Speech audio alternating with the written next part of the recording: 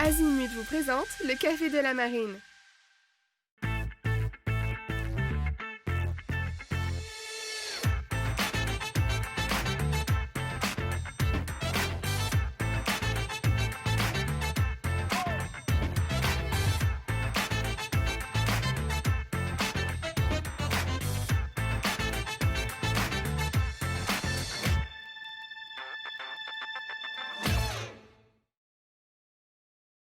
Bonjour à tous et bienvenue dans le Café de la Marine. Bonjour Gilbert. Bonjour Virginie, bonjour à tous. Depuis la Cité de la Voile Éric Tabarly à Lorient, où les équipes du Vendée Globe retiennent leur souffle, alors que les premiers sont attendus au Sables d'Olonne autour du 27 janvier. La bataille pour la victoire reste toujours aussi acharnée et incertaine, et le suspense continue de planer sur le dénouement de ce Tour du Monde qui nous réserve un final de toute beauté et digne d'une solitaire du Figaro. Une épreuve que connaît bien le marin à nos côtés, vainqueur de la Route du Rhum 2018 en IMOCA, équipier de Samantha Davis dans la Transat Jacques Vabre. Il était son remplaçant officiel sur Initiative Cœur.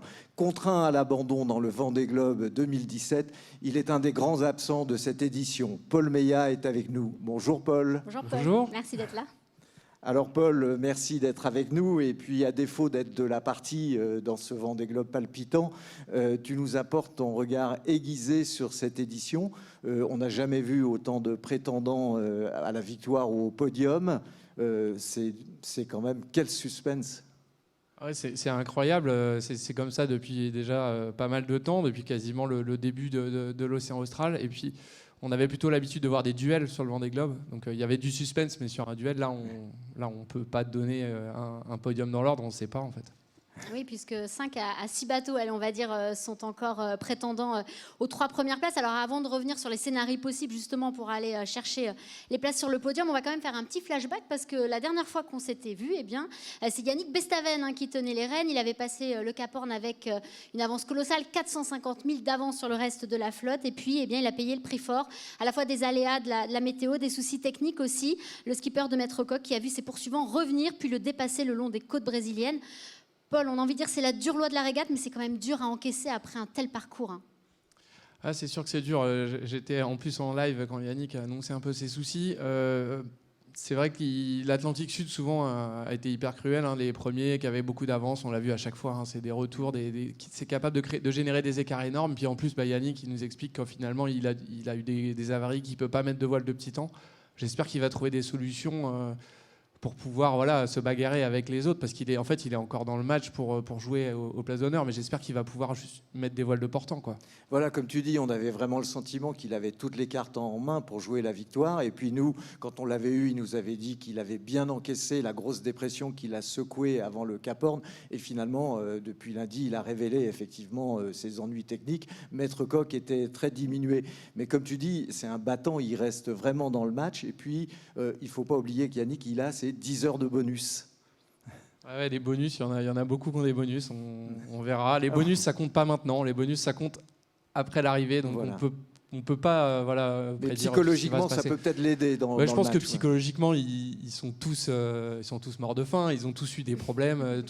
C'est assez génial ce Vendée Globe parce on a une diversité de skippers, de bateaux, de types de bateaux, de générations, d'histoires qu'ils racontent, de galères, et humainement, on a vraiment vécu un Vendée Globe un peu différent de ce qu'on avait pu voir avant, où il y avait un vrai duel très technique, très sportif. Et là, on est allé sur d'autres terrains, des terrains un petit peu plus personnels. On a vu des vidéos, des émotions. On a vu, je crois que ça intéresse beaucoup les gens aussi. On en prend plein les yeux et ça va être encore passionnant jusqu'à la fin. Alors, il y en a 2 qui ne sont pas fait prier pour prendre la pole position. C'est Charlie Dalin et Louis Burton qui mènent actuellement le bal avec des options différentes. Si Charlie est plutôt sur la route directe, Louis est beaucoup plus dans l'ouest. Louis qui a fait un formidable comeback. On rappelle quand même Gilbert qu'il n'y a pas si longtemps que ça, il était au bord de l'abandon. Oui, et rappelons que le Malouin d'adoption, il a connu de multiples problèmes techniques qui l'avaient contraint à s'abriter sous le vent de l'île Macquarie, c'est au sud de la Nouvelle-Zélande. C'était le 21 décembre, il avait notamment dû grimper au mât pour réparer son rail. Il n'aime pas trop ça parce que c'est un bateau, il a le vertige, Louis. Et puis donc, il comptait 900 000 de retard quand il a repris la course. Il était 6e au Horn avec 2 jours de retard sur les leaders, grâce à une météo favorable et aussi à une combativité lucidité de tous les instants, il est revenu aux avant-postes. Alors Paul, Louis, il te surprend par son esprit offensif là dans ce Vendée? De toute façon, il nous surprend, enfin ils nous surprennent tous. Je veux dire, le Vendée Globe, ça fait aussi ressortir chez les gens des capacités Il se transcende. au-dessus de ce qu'on imagine. Après, Louis, il sort pas non plus voilà, c'est quelqu'un qui navigue beaucoup, qui a fait quand même 7e au dernier Vendée Globe avec un très vieux bateau. Et je pense que Louis, il se bonifie comme un peu tous les skippers qu'on est. Il est à l'aise en mer, on voit, il se prend du plaisir, il a le sourire, il est à l'attaque.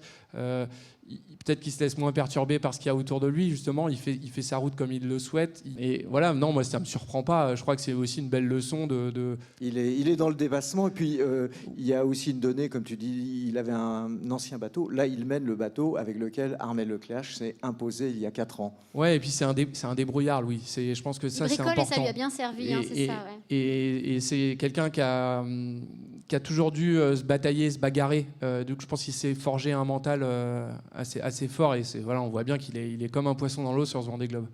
Alors depuis la sortie en tête du Poteau Noir, il s'est décalé un peu dans l'ouest. Certains disent que c'est une option risquée.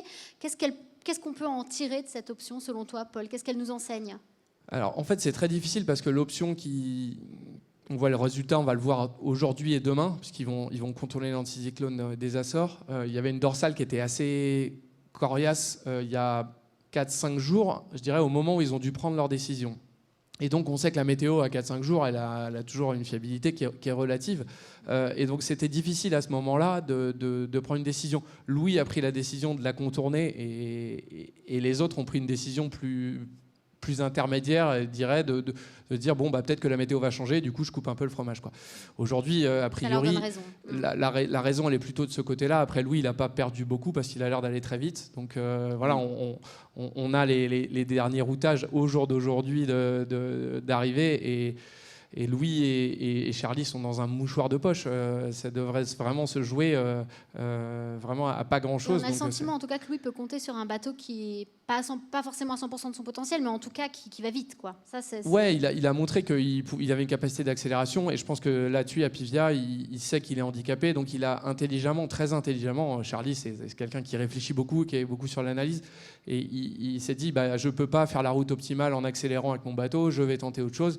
Finalement, ça a l'air de plutôt lui sourire, donc tant mieux, ça nous laisse un final avec plus de suspense, puisqu'il y a 3-4 jours, je dirais, Louis avait quand même plutôt un bon avantage. Alors justement, depuis en fait la sortie du Poteau Noir, les premiers ils sont engagés dans un long bord de nord-est qui est tribord Amur. Et Charlie Dalin, on le sait que lui à Pivia, il est handicapé par son avarie de calebasse. Donc, et quand même, il fait de la résistance, il garde les rênes de la course et il garde des vitesses quand même assez conséquentes malgré ce souci technique. Ouais, il arrive surtout à garder des bonnes vitesses moyennes, et je pense que voilà, je connais pas exactement la nature de l'avarie. On a vu qu'il y avait quand même on a quand même vu sur certaines photos qu'il y avait des bouts qui tenaient l'extrémité du foil à l'avant et à l'arrière du bateau. Donc, est-ce que depuis il a réussi à régler une partie du problème?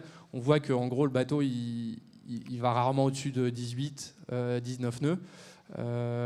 Malheureusement pour lui, il y a encore beaucoup, après l'anticyclone des Açores, il y a encore beaucoup de tribord, mais il y aura quand même quelques bons bords de bâbord, et je pense qu'il sera moins handicapé au VMG, c'est-à-dire que quand le bateau va être au portant, le foil a apporte moins d'intérêt, donc peut-être qu'il va retrouver des vitesses proches de celles de Louis. Alors tu viens de nous dire à quel point justement les routages donnent des arrivées très serrées. Charlie Dalin, c'est un figariste de haut vol, il a été trois fois champion de France de course en solitaire. Tu penses que ça peut être un atout dans un final comme ça, sous haute tension et qui est très tactique? Oui, forcément, c'est un atout. Après, c'est vrai que la stratégie sur la fin n'a pas l'air très compliquée. On va plutôt être sur un... Il ne va pas y avoir des choix stratégiques à faire, mais plutôt une bataille d'empannage. Et puis vraiment, on va voir qui techniquement est à l'aise, qui a un bateau qui fonctionne bien. Parce qu'en fait, on ne sait pas dans quel état sont les bateaux. On a l'impression aussi que c'est un sprint final, mais il faut se rendre compte qu'ils vont devoir encore faire 5 jours et demi de course dans des vents portants forts. Des conditions très rudes, ouais. Et on voit que sur une transat, d'habitude, il y a de la casse. Quand on a des conditions comme ça, il y a de la casse. Donc là, les bateaux sont déjà abîmés. on peut imaginer que sur certains bateaux, il va y avoir des problèmes techniques, quoi. C'est probable. Et il va falloir être assez lucide aussi avec la fatigue d'un tour du monde derrière soi. Et en effet, ces conditions, il va être cueilli à froid avec une vraie dépression hivernale. Donc voilà, prudent jusqu'au bout. On va voir ce que ça va donner. Avant de venir sur la météo, justement, un peu plus en détail, Paul, on va s'intéresser aussi aux autres prétendants au podium, hein, parce qu'on le disait, il y en a 5 ou 6 qui peuvent encore venir sur ces 3 premières places-là. Alors derrière, oui, ce duo qu'on a évoqué, il y a aussi le tenace nordiste Thomas Ruyant, qui lui aussi est handicapé par un problème de foil bâbord, enfin qui a été coupé, mais qui ne lâche rien, et surtout aussi l'Allemand Boris Herrmann. C'est un peu l'invité surprise de ce final, parce que il a 6 heures de bonus, je disais, mais pour ça, lui aussi dérouté pour Kevin Escoffier. C'est un peu l'homme à surveiller, parce qu'il revient très fort là. Tu penses qu'il peut être le trouble-fête de l'histoire ? En fait, au départ, Boris, il avait un projet performant. On voit bien, il a énormément navigué. C'est un des skippers qui a le plus navigué. Il a fait énormément de transat parce que son bateau, c'est celui qui a fait le plus de milles en préparation du Vendée Globe. Donc là-dessus, il connaît bien son bateau et il a été très prudent dans le sud. Donc, il n'a jamais décroché dans le sud, mais on a vu qu'il avait quand même une stratégie différente des autres. Peut-être que c'était sa stratégie et peut-être que ça va se révéler être la bonne puisqu'il a l'air d'avoir un bateau en bon état, il va vite. Ce serait une surprise sur la fin, mais après Boris il a très très bien géré son Vendée Globe et finalement à chaque situation, je dirais, une action en face. Donc peut-être que c'est lui qui a fait les meilleurs choix. Oui, comme tu dis, il y a une part d'inconnu en fait sur l'état des bateaux, mais lui, son 60 pieds, qui est un 60 pieds de 2015, mais qui est doté lui de grands foils, il semble en bon état. C'est potentiellement, enfin là sur le papier, c'est le bateau le plus rapide qui est en bon état pour finir la course, quoi. Donc c'est pas à négliger quand même. Alors certains ont mis les cartes sur table, hein, d'autres pour des raisons stratégiques sont un peu plus cachotiers sur les problèmes techniques qu'ils rencontrent. Tu le disais, Paul, la victoire, elle va se jouer aussi peut-être sur avarie parce qu'on va avoir des conditions très très musclées sur la fin. Justement, on va s'intéresser au fichier météo et au routage. À quoi est-ce qu'on peut s'attendre déjà en termes de météo là vraiment sur les derniers milles? Alors déjà, ça se présente beaucoup mieux pour eux qu'il y a quelques jours, puisqu'ils vont passer l'anticyclone des Açores plus facilement que prévu. Et puis après, ils vont récupérer un flux de sud-ouest de dépression. En fait, les dépressions circulent très sud en ce moment. Et donc, du coup, ils sont au portant, c'est-à-dire ils vont être au portant jusqu'à l'arrivée. Pour revenir vers la maison. Donc ça va aller très vite, 5 jours. Ils sont encore au milieu de l'Atlantique et les routages les donnent à arriver dans 5 jours et demi. C'est une fenêtre que je pense que Gitanra rêverait d'avoir quand ils vont revenir dans 20 jours. Donc, mais très sollicitante, très physiquement. On a vu qu'ils sont en fait, comme ils sont tous. Oui, se remettre en mode régate après plus de 2 mois d'efforts.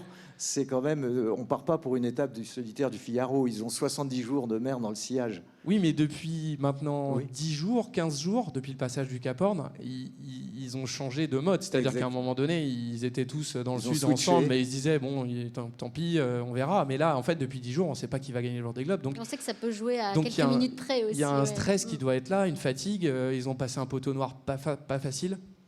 Alors que d'habitude, au retour, c'est quand même plus simple. Là, ça a été dur.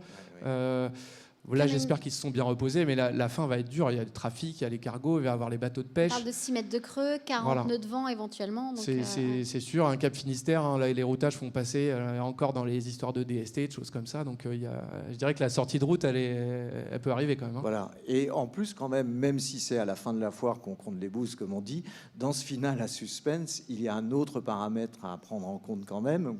Ce sont les bonus octroyés pour ceux qui sont déroutés au secours de Kevin Escoffier, à savoir 16 heures pour Jean Le Cam qui est un petit peu plus loin, mais 10 heures pour Yannick Bestaven, 6 heures pour Boris Herrmann. Donc pour la première fois, peut-être que le vainqueur, le premier qui va couper la ligne et embouquer le chenal de Port-Olona, ne sera peut-être pas le grand vainqueur de ce Vendée Globe. C'est un drôle de scénario quand même. Oui, c'est sûr. Je repense à l'histoire du temps. En fait, d'habitude, en course, le temps n'a pas d'influence. C'est-à-dire qu'on a un premier, un deuxième, un troisième. Et c'est vrai que là, pour ceux qui régatent un peu en IRC, on se retrouve un peu dans cette situation-là où il court contre les autres, mais il court aussi contre le temps. C'est-à-dire qu'il va falloir faire un bon chrono parce qu'il y a un système de bonification peut obliger à prendre des risques. Surtout, je pense que ça rend la chose plus stressante. C'est-à-dire que quand ils vont changer une voile, ils vont dire « Ah, j'ai perdu 10 minutes. Ah, là, j'ai perdu 10 minutes. » Et donc, on cogite beaucoup plus. Psychologiquement, ça doit être dur. Parce que justement, il y a ce côté course contre la montre.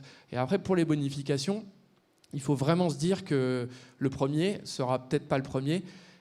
Et je dirais qu'il n'y aura pas lieu de polémique. C'est pas possible qu'on commence à polémiquer sur des choses comme ça.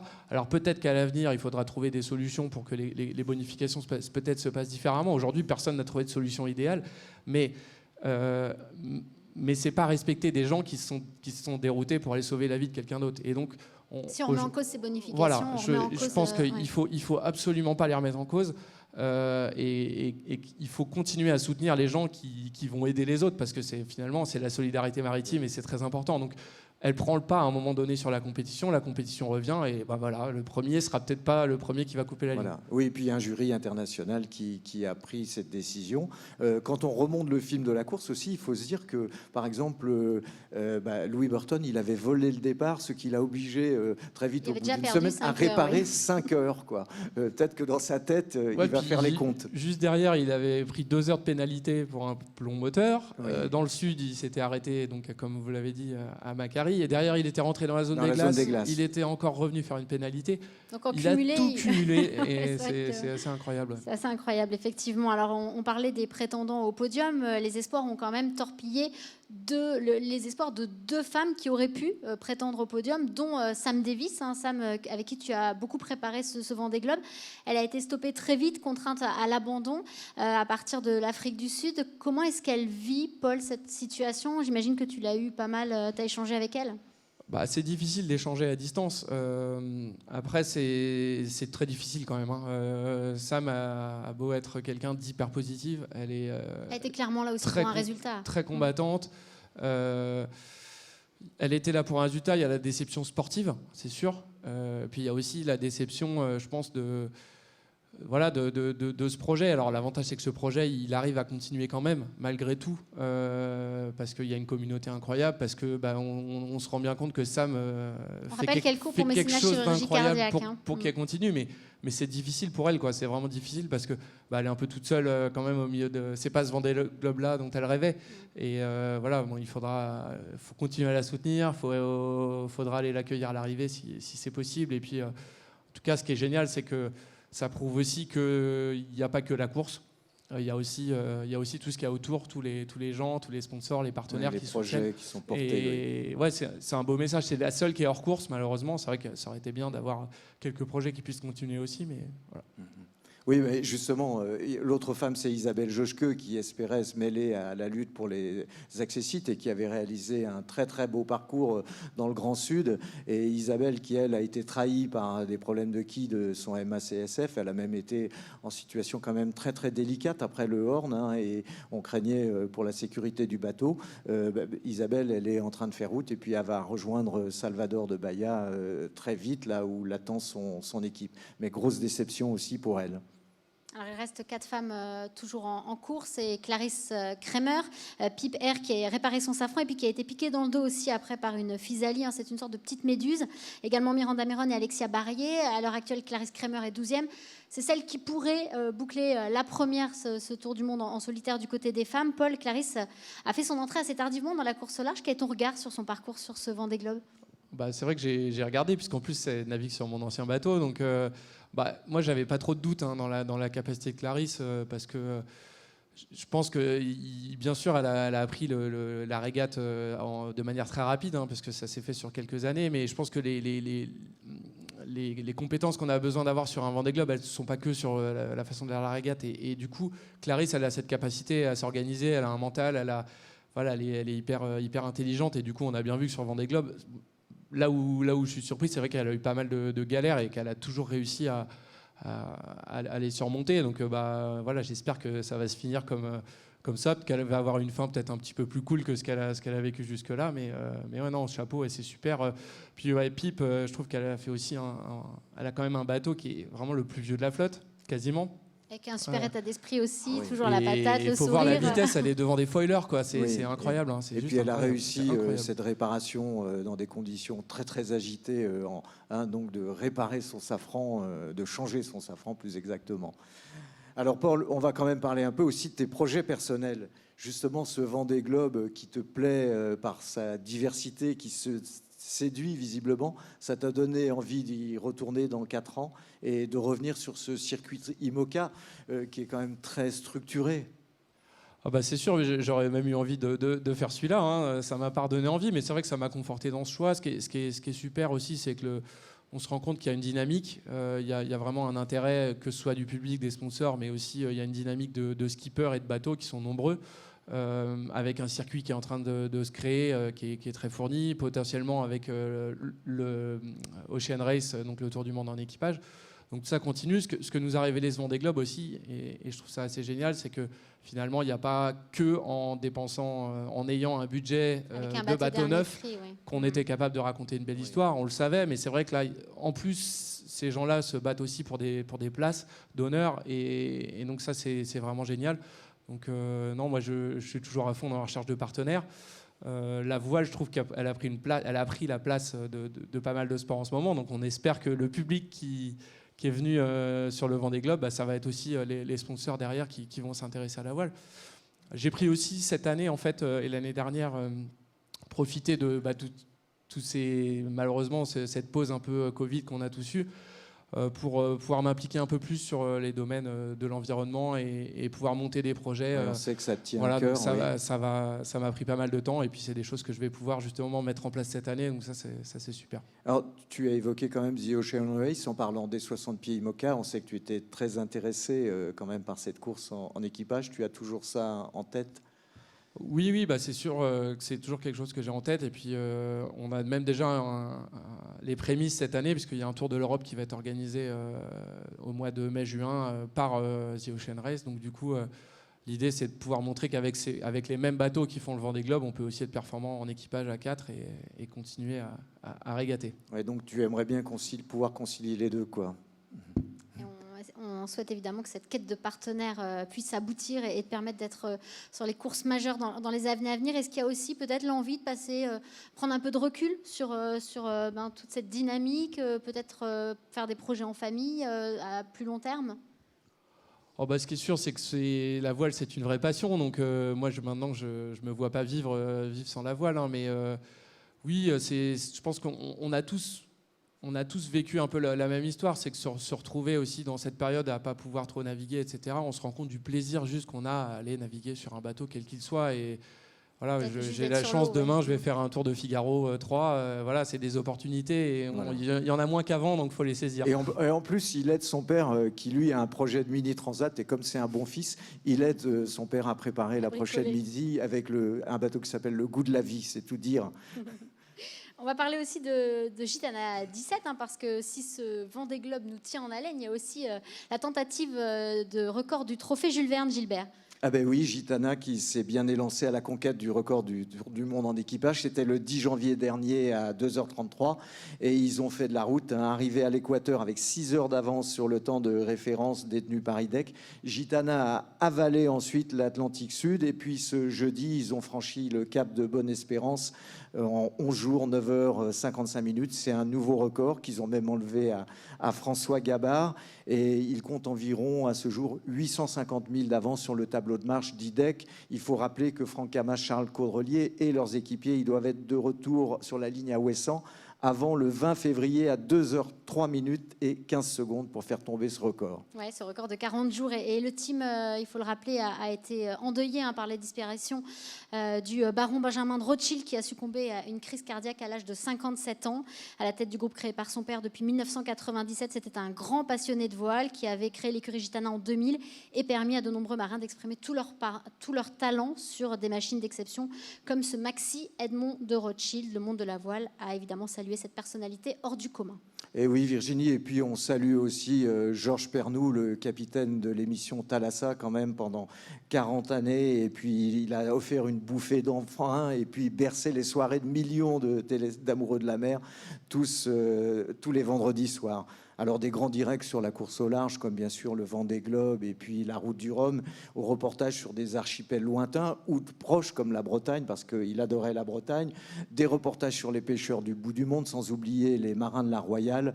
Georges Pernoud et puis son équipe, ils ont balayé tout le spectre de l'univers maritime. Il a aussi contribué, ça tu es sensible Paul, à la prise de conscience de l'urgence à protéger les océans. Alors Monsieur Pernoud, on vous salue, on vous dit bon vent et puis respect. Et avant de se quitter, on va terminer avec de belles images de la Prada Cup qui oppose les challengers de la Coupe América. On s'attendait à du spectacle du côté d'Auckland, pas à des figures de freestyle et des émotions fortes lors de la 3e journée. L'AC75 du défi American Magic s'est cabré et a chaviré alors qu'il affrontait les Italiens de Luna Rossa. Il a fallu l'intervention des autres teams pour sauver le monocoque. Alors tout n'est pas perdu pour les Américains qui tentent désormais de réparer la coque de leur bateau et son système électronique pour pouvoir participer à la demi-finale. On rappelle que le vainqueur affrontera le Defender Team New Zealand lors de la Coupe de l'Amérique en mars prochain. Des superbes images, Paul. On se régale avec ces images-là. Pas de chavirage, mais en tout cas avec les images de la Prada Cup. Non, c'est sûr, ça fait penser aux mes années 49ers. C'est vrai que, sauf qu'ils sont très très grands les bateaux. Mais on a l'impression de voir des abattés en dériveur à chaque fois. Donc ouais. J'espère qu'ils font bien attention parce que c'est quand même bien dangereux. Tout à fait. Oui, les Anglais de Bennesley ont fait forte impression. Également. Cette Prada Cup qu'on va suivre de très près également. Et puis, voilà, surtout cette arrivée du Vendée Globe quand on se retrouvera dans 15 jours. Gilbert, normalement, on connaîtra le vainqueur. Oui, normalement, le Vendée aura rendu son verdict. Voilà, merci à tous de nous avoir suivis. On remercie Tom et toutes ses équipes à la réalisation. Si vous voulez voir toutes les dernières infos de la voile, que ce soit le Jules Verne, le Vendée Globe, la Prada Cup, n'hésitez pas à aller sur le site Planète Voile. Nous, on se retrouve donc dans 15 jours avec le nom du vainqueur. Merci Paul d'avoir été avec nous. Merci Paul. Bye bye.